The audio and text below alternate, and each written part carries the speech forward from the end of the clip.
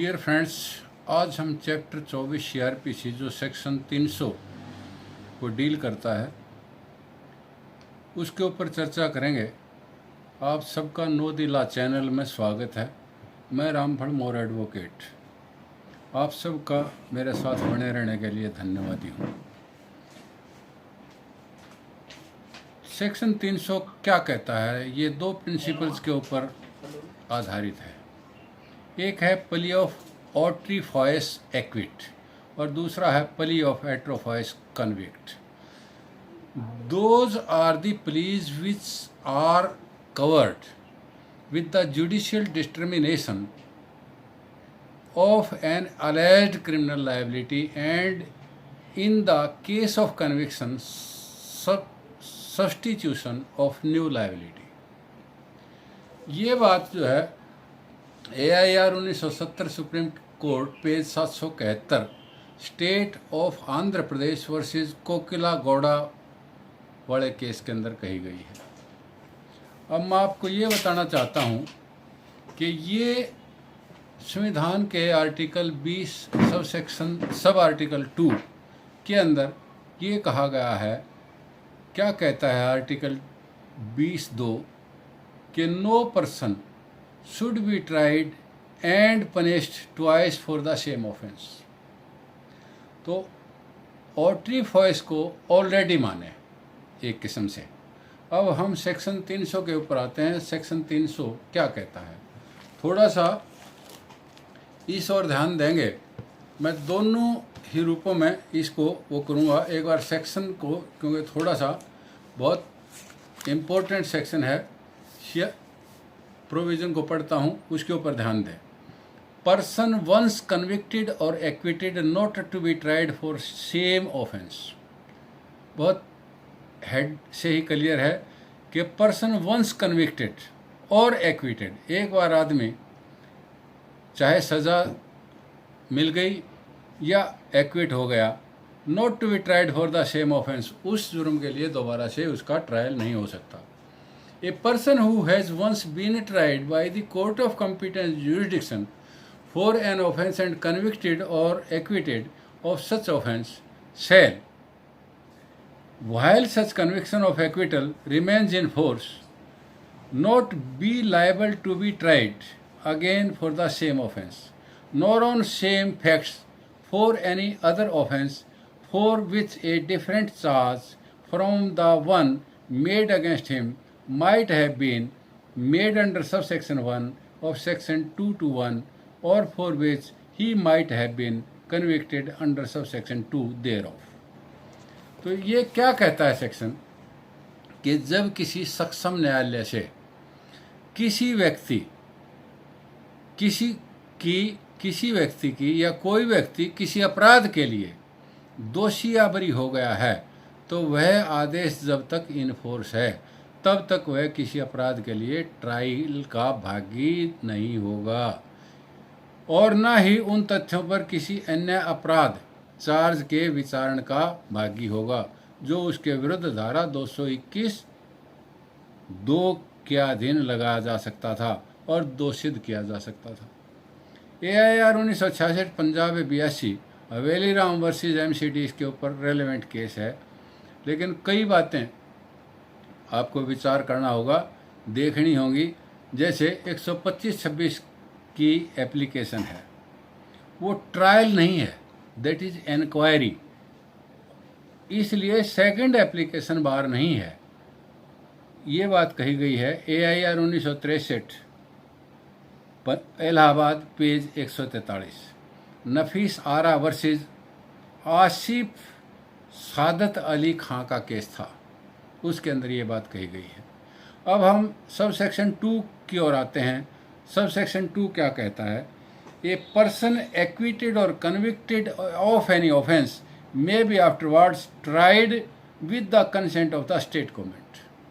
एक आदमी जो दोष सिद्ध हुआ या बरी हुआ, कहता है कि he can be afterwards tried, कैसे? With the consent of the state government, राज्य सरकार की सम्मति से उसको दोबारा से ट्राई किया जा सकता है।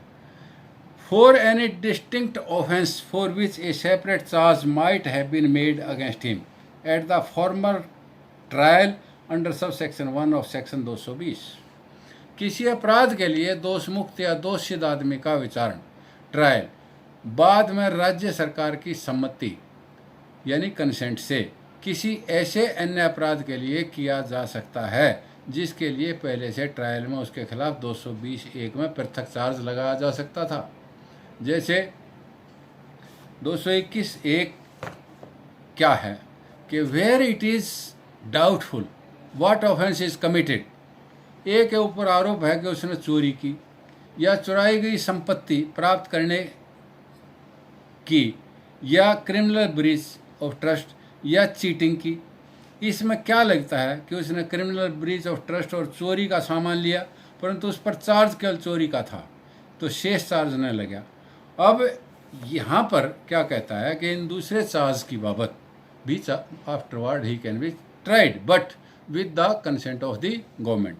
अब 220 क्या कहता है, in one series of act committed together as to form the same transaction, more offences than one are committed, he may be charged with and tried at one trial for every such offence। अब हम sub section 3 को पढ़ेंगे। Sub section 3 क्या कहता है कि a person convicted और any offence constituted by any act causing consequences which together with such act constituted a different offence from that of which he was convicted may be afterwards tried for such last mentioned offence if the consequences had not happened or were not known to the court to have happened at the time when he was convicted। अब इसको ध्यान से सुनेंगे। एक आदमी को एक जुर्म के लिए दोष सिद्ध किया गया और उस जुर्म के परिणाम स्वरूप बाद में उसके उस कोई अन्य जुर्म बन जाता है तो वह अंतिम वर्णित अपराध के लिए बाद में भी ट्राई किया जा सकता है। जब वह दोष सिद्ध किया वह परिणाम ना हुआ था या न्यायालय को ज्ञान नहीं था। इलस्ट्रेशन से देखेंगे, इसके ऊपर मैं आपको बताना चाहूँगा।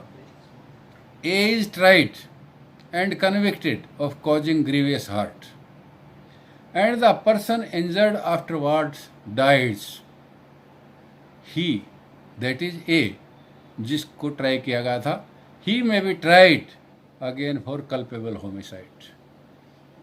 अब सब सेक्शन 4 की तरफ आते हैं। सब सेक्शन 4 क्या कहता है, जो व्यक्ति किसी कार्य के से बनने वाले अपराध के लिए दोष मुक्त या दोष सिद्ध किया गया था उस पर दोष मुक्त या दोष सिद्धि होने पर भी उन्हीं कार्यों से बनने वाले और उन्हीं कार्यों जो उसके दोषी के विरुद्ध किए जुर्म के लिए तत्पश्चात आरोप लगाया जा सकता है और उसको ट्राई किया जा सकता है यदि वो न्यायालय जिसके द्वारा पहले विचारण किया गया और वह विचारण के लिए सक्षम नहीं था मे बी सब्सिक्वेंटली चार्ज, बाद में उस पर आरोप लगाया जा सकता है। इसके लिए मैं एक उदाहरण देता हूँ।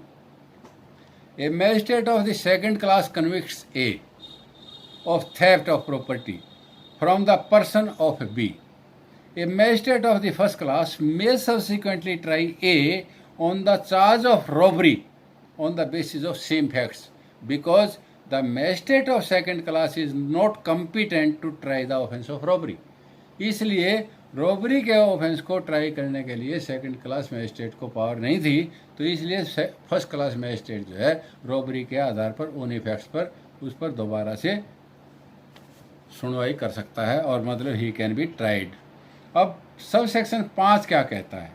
सब सेक्शन 5 को देखेंगे, बहुत प्यारा सा सेक्शन है ये और इस सारा का सारा, इसलिए मैंने केवल इस एक सेक्शन को ही लिया है।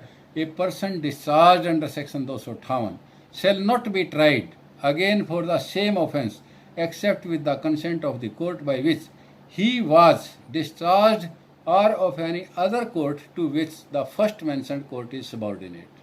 5 में क्या कहा, 5 में कहता है कि धारा 258 के अधीन जो डिस्चार्ज किया गया व्यक्ति है उस ही अपराध के लिए पुनः विचारण नहीं होगा जब तक जिस न्यायालय से डिस्चार्ज हुआ उसकी या उसके अधीन जो वो न्यायालय है उससे सम्मति ना ली गई हो।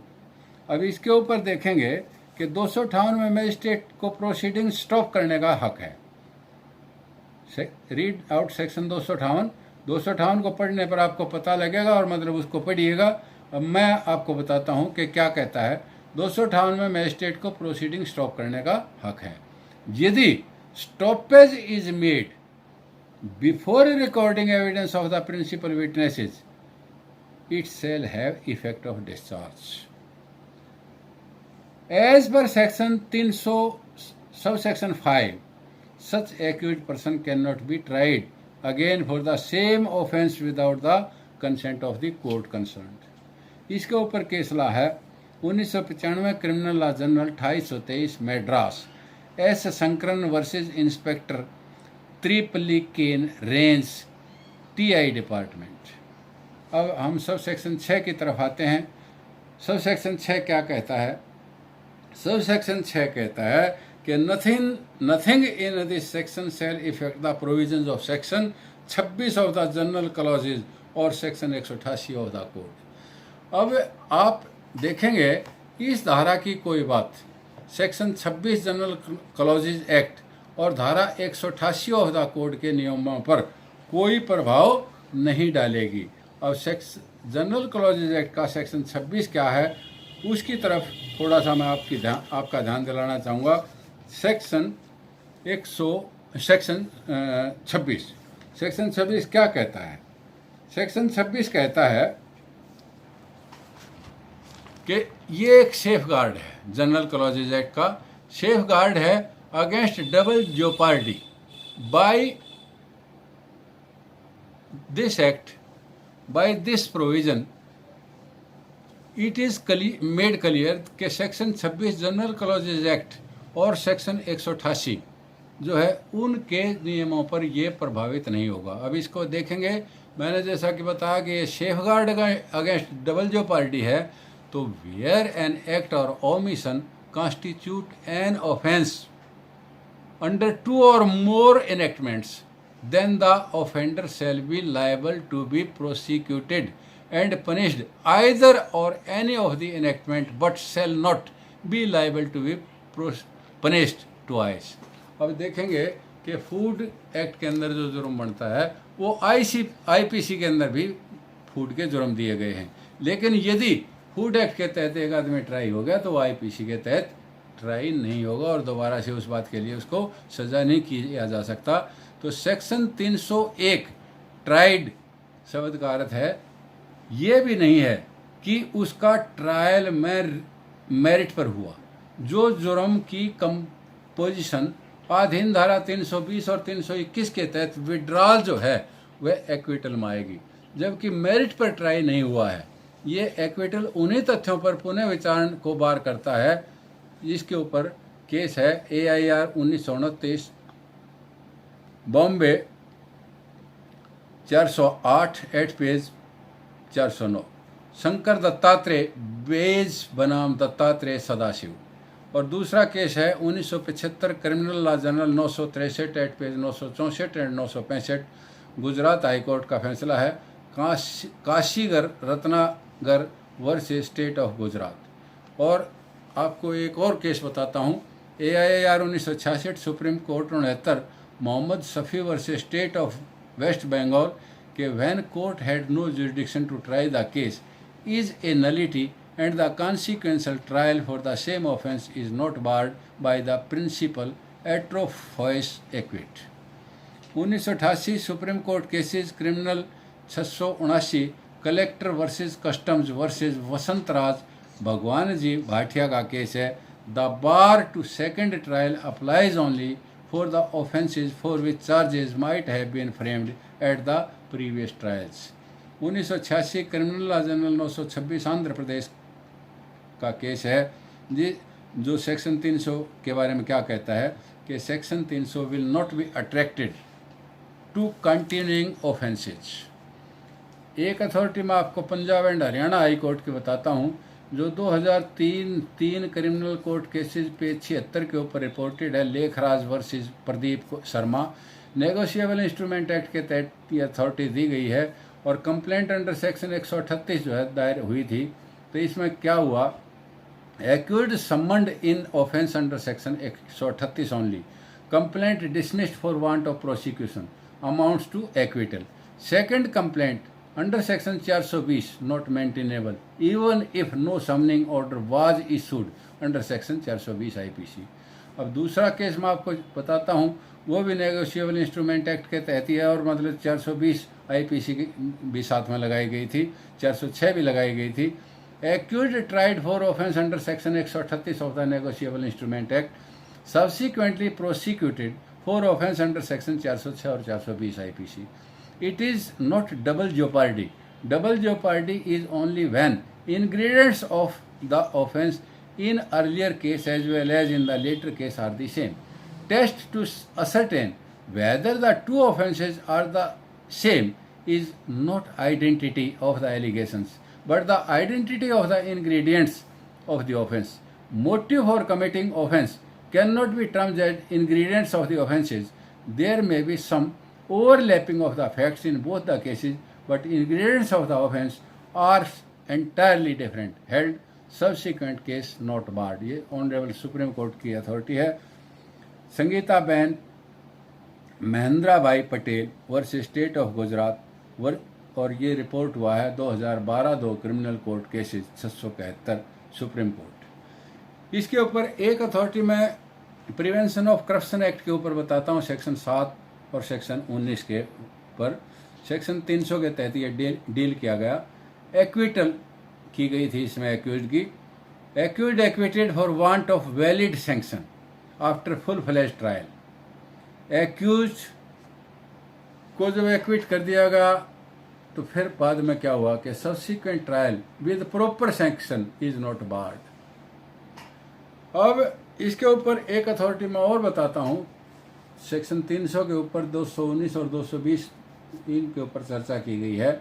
ऑनरेबल अपेक्स कोर्ट की अथॉरिटी है. केस का नाम है state of Jharkhand through SP CBI versus Lalu Prasad alias Lalu Prasad Yadav. 2017 supplement criminal court cases 217 Supreme Court है. इसमें क्या कहा, same offence same kind of offence is a different thing than the same offence for the purpose of section 300, 219 और 218 CRPC. इसी प्रकार से एक authority में और बताता हूँ आपको, Punjab and Haryana high court की है. 2003 एक क्रिमिनल कोर्ट केसेस 520 पेज के ऊपर रिपोर्ट हुई है. Jasbir Singh versus state of Punjab case का नाम है. ये भी सेक्शन 299, 482 और 300 के ऊपर जो है डिस्कस हुआ है. एक्विटल ऑफ को accused can not claim acquittal on that basis. तो इस आधार पर एक अथॉरिटी में एक्सप्लेनेशन के ऊपर बताता हूँ कि डिसमिसल ऑफ कंप्लेंट और discharge of an accused not to be constitute as acquittal for the purpose of this section. यह रविंदर कौर वर्सेस अनिल कुमार का केस है. 2015 3 क्रिमिनल कोर्ट केसेस 74 पेज के ऊपर अंकित किया गया है, सुप्रीम कोर्ट की अथॉरिटी है.